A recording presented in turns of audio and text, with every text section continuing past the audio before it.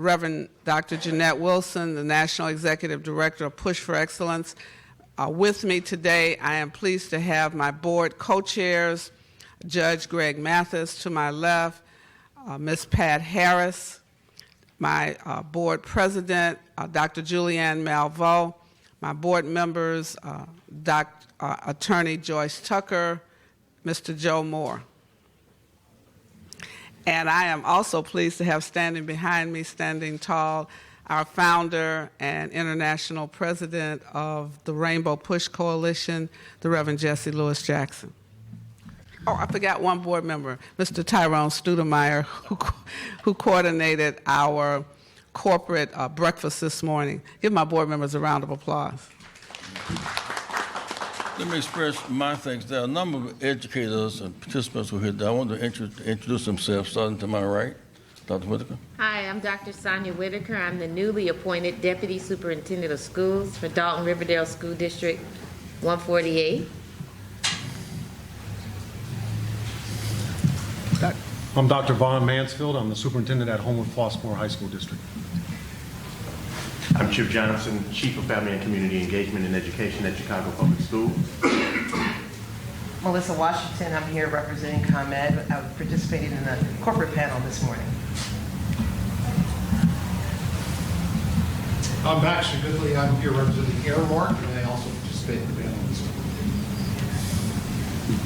morning. Abe Thompson, the City Colleges of Chicago, Kennedy King College. Let me express my thanks to all of those who are here today for this 65th anniversary of the 1954 decision. It had ramifications far beyond the school, but it started from the school. Over 1954, segregation was legal in public accommodations, in denial of voter access, in every aspect of American life. That decision redirected the course of American history. And it was supposed to, at its premise, to desegregate schools. They found that some schools, African American, had one class, one teacher for 7 classes, and pot better stove in the middle and all of that, in contrast to the central high schools of the town. It was the Booker Washington School, and that was the white school, or the Lincoln School and the white school. They had physics and chemistry and foreign languages and swim pools and the like. And we grew weary of that arrangement of race segregation. Today it's evolved to resource segregation. That disparity between the resource and race is even wider than it was 65 years ago. You go to the inner city Harper High School in Chicago or the Marshall High, and then go to the Nequan Valley, you see a story of 2 schools. The worst part is that they take the same exam.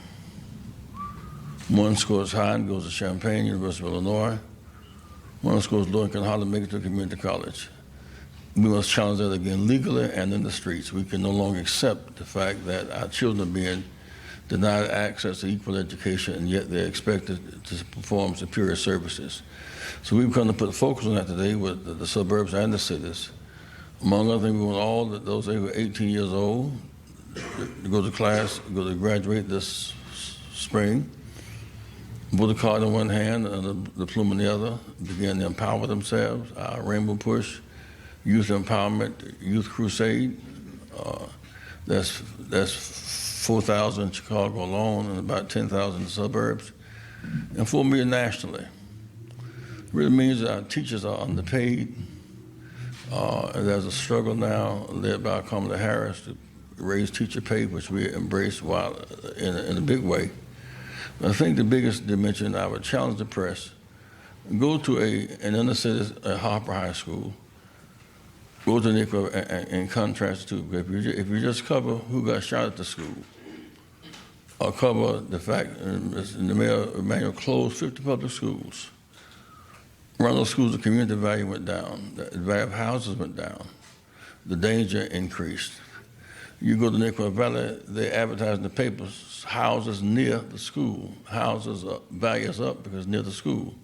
Well, we are values down because schools have closed. So we come to the protest of the arrangement. We, in fact, know that race segregation was bad. Resource and race segregation is even worse. So thank you very much. Questions? We have no reporters are here, so whatever you want to talk about. Can you compare Our next session starts.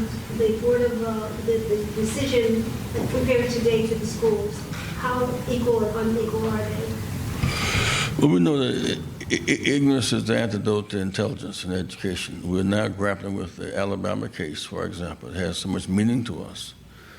The same state that never made lynching a state crime. 324 blacks in Alabama were lynched without one conviction, for example. They will not teach sex education. This is sex education is a stimulant, it is a sin. They will not support Medicaid. For the poor, they will not increase teacher pay. So we are able to play football in Alabama and Auburn, and basketball, and generate capital for the schools, but not a first-class education, not protection of women have the right to self-determination. We must teach that. And if we're going to have a plan to deal with women, unless you deal with men and vasectomy, you're kind of being imbalanced in the process. That's right. There you go. Our next session. It's 2019. Why are we dealing with the same problems that we've historically dealt with, even at this time? Two reasons. One, because racism has not gone away. It changed its colors, but not its character. Number two, it's going away because those who did not want one school system for all children are driven out by tax base rather than the worth of the student base. So if you become a high tax base district, you get a better education than you get if you go to a low tax base. The whites tend to have a high tax base because they have a higher salary and higher education. So it's just a maneuver that amounts to second-class citizenship. When we play basketball tonight, you'll see that when Team A plays Team B, we excel because the court is even. Rules are public, goals are clear, referees are fair, and the score is transparent. And that should be in education. We see March Madness, the May Sadness. In March, we're generating millions of dollars for the corporations and images for the schools. But come graduation time, we're sparse. So we see a whole generation of exploitation taking place. And that's why there's been perpetuated, because some people make money from segregation. The problem is with the resources, the segregation of resources. How do we change that, if that is the real problem? It violates the spirit of the law of 54. We must go back to court and get another court ruling on it. I want Judge Mathis to speak to it because, among other things, Judge Mathis is now setting an example of where abandoned, thrown away youth come back to do so well. I must say that Courtney in Decatur.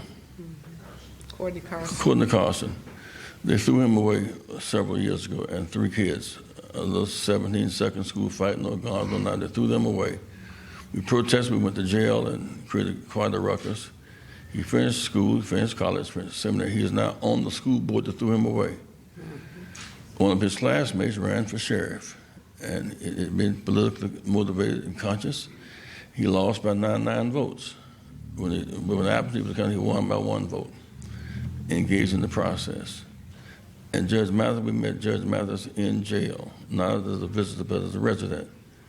His journey from jail to judgeship it says to us, our children are worth the investment and the risk. Judge Mathis. Thank you, Rev, and fellow board members, Jeanette, Reverend Wilson. Let me say that today I'm both inspired and feel challenged at the progress that we've made in the last day, 24 hours perhaps, and the future struggle that we intend to win. The fact is, every time, as Reverend says, we fight, we win. And we fought this time to get an equal education, an equal opportunity, and the SAT joined us in establishing a policy yesterday that gives points to applicants to colleges, gives them points on their SAT for their social economic challenges that they've served as young people, and they recognize that need because they've seen the history of other young people who leave social and economic disadvantaged backgrounds and either get stuck after beginning or they never make it there at all. As Reverend has said, I was a product of affirmative action. Dropped out of school, 11th grade, went back for a GED, 15 years later, the youngest judge in Michigan history. And that's because I had the opportunity made through affirmative action, which we see yesterday's result as a step toward reinstating that. At least we're going to fight for that. The U.S. Supreme Court, no doubt, will be hearing an affirmative action case in the next 24 months. And we just hope that they will understand that the SAT is right, that we're right, and that the cheaters are wrong. The cheaters being those who have bought privilege, That's right. who have bought access because of the way they bounce the ball or their children bounce the ball, the legacy access because your mother went there, your father went there, and then now we see financial corruption being another avenue to continue to disadvantage status that the privileged enjoy. And so those fights we're grateful for. We're grateful for the wins thus far, and we look forward to continuing to fight back and continuing to win. Any questions for me? Lastly, just Why don't you explain the economics of racism? What's the positive? If there's an economic side to it, there has to be a pro and a con. What's the positive of racism in education? Why don't we get our economics genius here, the president. Thank you, Judge. Thank you, Reverend, and thank you, my board members. People make money from racism. Follow the money. We live in a predatory capitalist system where people are extracting surplus value from us. When you look at Ferguson as an example, the fines on top of the fines on top of the fines, well, who was getting that money? Somebody was benefiting from that. There's just an ordinance passed in Alabama where before you can vote, you must pay your debt and 30% collection fee. A 30% collection fee. Now, who benefits from that? So whenever you ask, the economics of racism are such that people benefit from racism. Incarceration is a big business. The Corrections Corporation of America is a publicly traded company. Their job is to maximize profits. If they're maximizing profits, they are minimizing the services that they provide to the inmates. Now, these inmates are human beings who get less good food. There's several books have been written about just the quality of food that people are served. Not even balanced meals. They don't get any, fruits and vegetables or anything like that. Education, they've stripped education out of schools. Judge Mathis, you remember when people could get degrees while they were incarcerated. That has almost been eliminated. They could actually get Pell Grants to help them get their degree, not because it was a giveaway, but because it was a way for them to return as productive citizens. All of that has been eliminated. So racism is a profit-making enterprise.